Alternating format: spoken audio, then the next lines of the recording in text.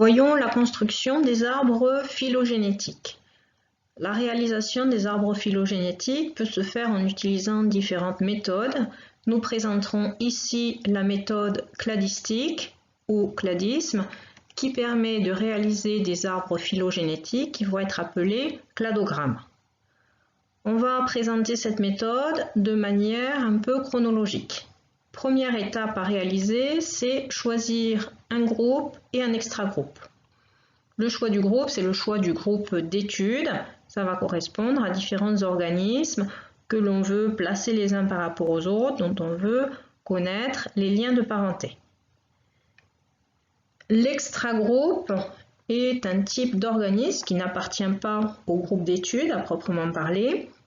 Il doit être suffisamment différent pour être à part de ce groupe d'études, mais tout en restant tout de même assez proche pour que la comparaison ait un sens.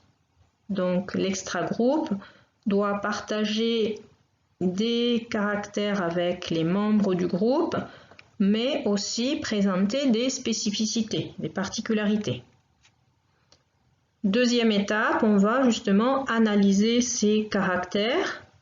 Pour analyser ces caractères, on va les polariser. Donc étape de polarisation.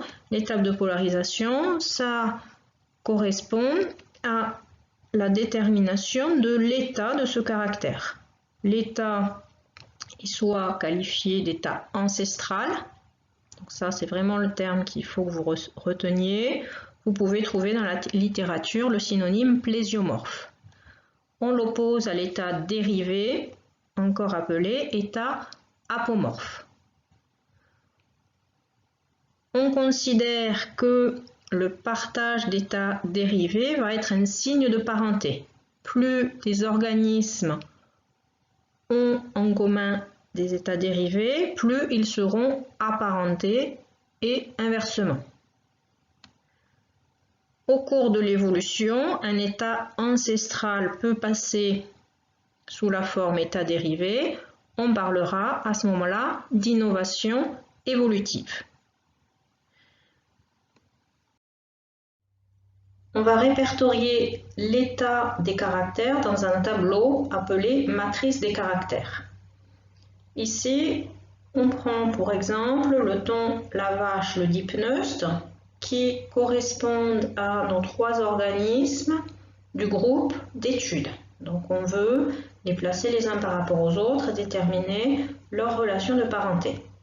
Pour cela, on choisit comme extra-groupe le requin. Pourquoi le requin? Parce que on sait que c'est un vertébré, il va ressembler aux autres organismes, notamment aux poissons, et on sait qu'il présente des différences, notamment le poisson a un squelette osseux, alors que le requin va avoir un squelette cartilagineux.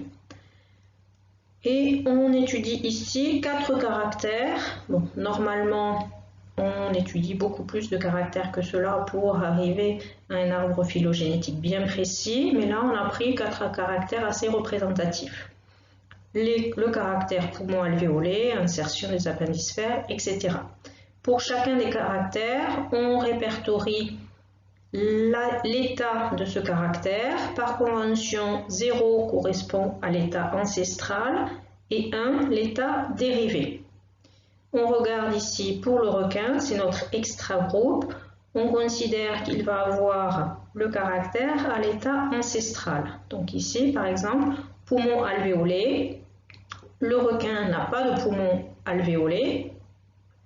Il va avoir des branchies. Donc on a ici l'état absence de poumon alvéolé qui est l'état ancestral. On lui met 0.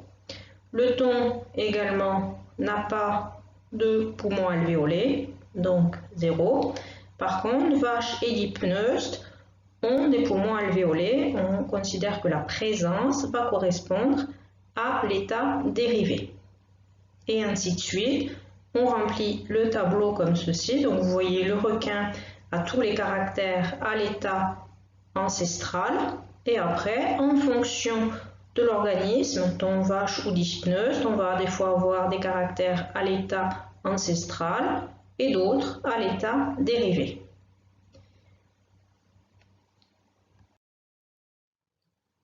On va maintenant élaborer les arbres potentiels. Dans notre exemple, on part d'un groupe constitué de 3 organismes, thon, dipneus ou vache, donc il va y avoir 3 types d'arbres possibles.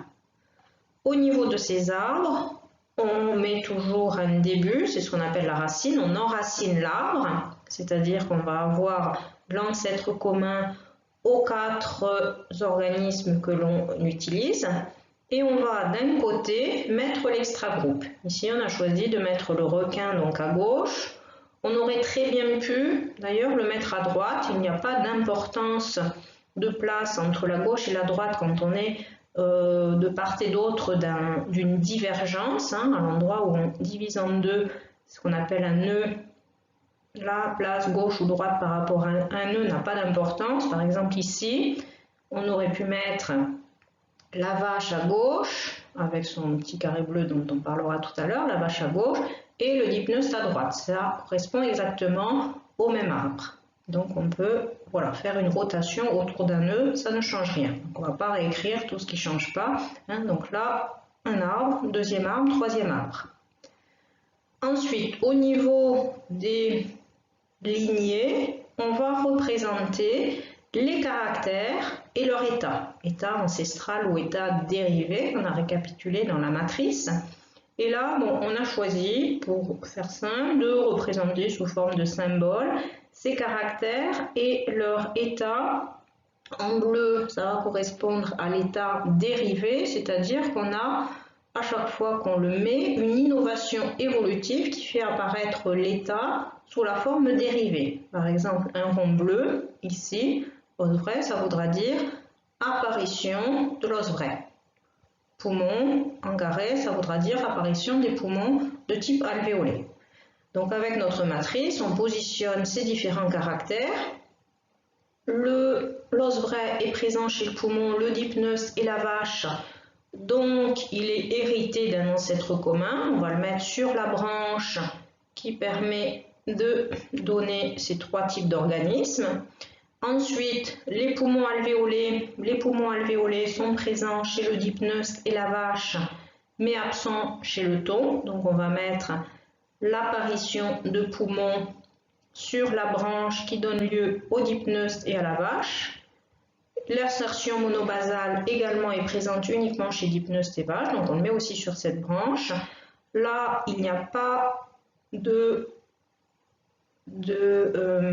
d'argument pour dire si c'est les poumons alvéolés qui sont apparus en premier ou l'insertion monobasale. Donc vous pouvez très bien avoir mis le rectangle en dessous, insertion monobasale apparue avant les poumons alvéolés. Là, la place n'a pas d'importance, on n'a pas assez d'organismes pour distinguer quel caractère est arrivé en premier. Probablement, ils ne sont pas arrivés en même temps. L'innovation évolutive est assez rare, mais là, on n'a pas de critères pour les différencier.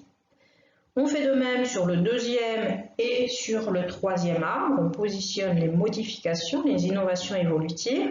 Alors, par contre, sur ces 2 derniers arbres, on est obligé de faire apparaître des phénomènes de réversion. Quand on regarde le tableau, on a je vais prendre le cas du poumon, le poumon alvéolé qui est présent chez la vache et le dipneus. Donc on imagine qu'il est apparu ici chez l'ancêtre commun à la vache et au dipneus. Donc innovation évolutive, apparition du poumon. Par contre, il n'est plus présent chez le thon. Donc il a dû disparaître. On a ici un phénomène de réversion. On revient à l'état ancestral pour aboutir au thon qui n'a plus de poumon. Et ainsi de suite. On va ensuite choisir parmi ces arbres celui qu'on pense le plus probable. Celui qu'on pense le plus probable sera alors appelé cladogramme. Alors pour évaluer celui qui est le plus probable, on parle de la règle de parcimonie. On considère que l'arbre le plus probable est celui le plus parcimonieux, c'est-à-dire celui le plus économe en innovation évolutive, celui qui fait apparaître le moins de modifications. Donc il suffit de comptabiliser le premier arbre possède 4 modifications. Sur le second, on en trouve 6. Et enfin, le dernier, 6 également. Donc, le premier arbre est le plus parcimonieux. C'est celui qu'on pense correspondre à la réalité des relations évolutives. Donc, on considère que la vache est plus proche du dipneustre qu'elle ne l'est du thon. Alors, ici, on a vraiment représenté les 3 arbres et fait les événements pas à pas. On a pu le faire parce qu'il y avait un nombre relativement restreint d'organismes d'études, mais on peut évidemment aller plus vite que ça. La règle de parcimonie, finalement, revient à dire que des organismes sont proches l'un de l'autre quand ils partagent un grand nombre de caractères sous le même état. C'est-à-dire que plus des organismes partagent un nombre important de caractères sous le même état, plus ils sont apparentés. Et inversement, moins ils en ont, plus ils sont éloignés.